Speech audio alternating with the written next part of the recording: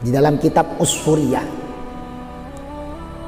ketika Allah Subhanahu wa ta'ala niki mentakdirkan seseorang ini sakit, maka sebelum sakit Allah mengutus 4 malaikat. Malaikat yang pertama Allah utus untuk mencabut ladzatat ta'am, nikmatnya rasa.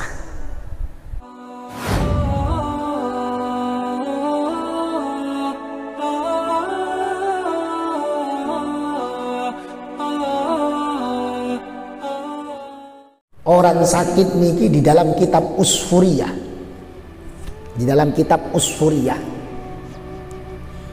ketika Allah Subhanahu wa ta'ala niki mentakdirkan seseorang ini sakit, maka sebelum sakit Allah mengutus 4 malaikat. Malaikat yang pertama Allah utus untuk mencabut ladzatat ta'am, nikmatnya perasa, nikmatnya perasa, sehingga orang yang mau sakit dan yang sakit niki makan tidak enak, apalagi corona nih. Yang lihat testimoninya niki tidak bisa nelen makanan, sulit katanya, meskipun makanan yang terenak sekalipun. Ladzatat ta'am tadi ini, sehingga kurang makan. Malaikat yang kedua Allah utus untuk mencabut kekuatannya, sehingga orang yang sakit niki notabene niki lemah, lemes, lemah.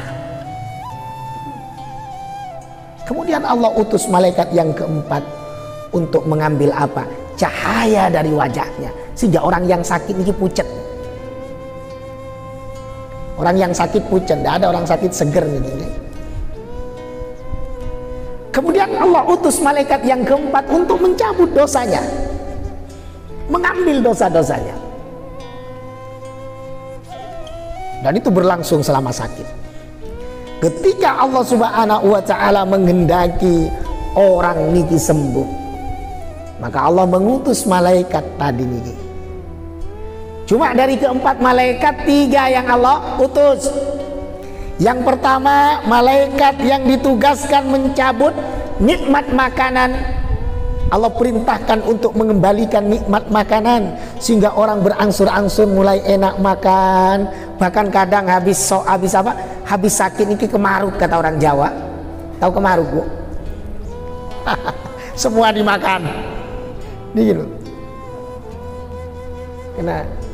Oh, yang tadi waktu sakit tidak makan bakso, soto, rawon, semuanya, sate, gulai, semuanya masuk.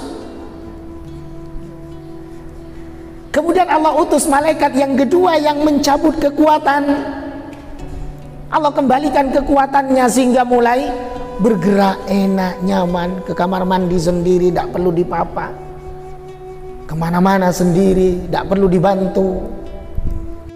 Kemudian malaikat yang ketiga yang mencabut nur, cahaya di wajahnya, untuk mengembalikan cahayanya, sehingga orang itu kembali berseri-seri, kembali apa namanya, sudah tidak pucat lagi, kembali segar. Kemudian malaikat yang keempat ini nunggu diperintah oleh Allah, ternyata tidak diperintah-perintah oleh Allah. Kemudian nanya malaikat yang keempat, ya Allah, tadi kami berempat diutus untuk mencabut sesuai dengan perintah yang Engkau perintahkan, ya Allah. Namun kenapa ya Allah yang 3 Engkau perintahkan untuk mengembalikan apa yang dicabut, sementara aku belum Engkau perintahkan untuk mengembalikan apa yang aku cabut? Apa itu? Dosa. Maka kata Allah Subhanahu wa ta'ala, hambaku ini sudah aku berikan ujian, dia sudah kesusahan, dia sudah kesulitan. Maka aku merahmati, aku menyayanginya, kata Allah Subhanahu wa ta'ala. Maka tidak mungkin aku mengembalikan dosa yang telah diambilnya. Lantas mau diapakan dosa ini, ya Allah? Kemudian diperintahkan oleh Allah untuk membuang ke lautan sehingga menjadi zabadil bahar, menjadi buih-buih di lautan. Gitu. Jadi hakikatnya orang kalau mau ngambil hikmah dari sakit, maka orang itu akan tetap bersyukur kepada Allah Subhanahu wa taala. Mungkin kita memiliki dosa yang tidak Allah ampuni kecuali Allah berikan penyakit itu.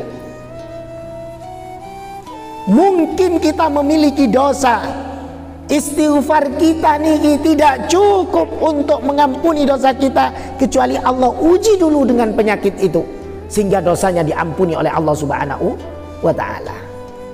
Maka bersyukur kepada Allah apapun keadaan kita. Apapun keadaan kita tetap bersyukur kepada Allah Subhanahu wa taala.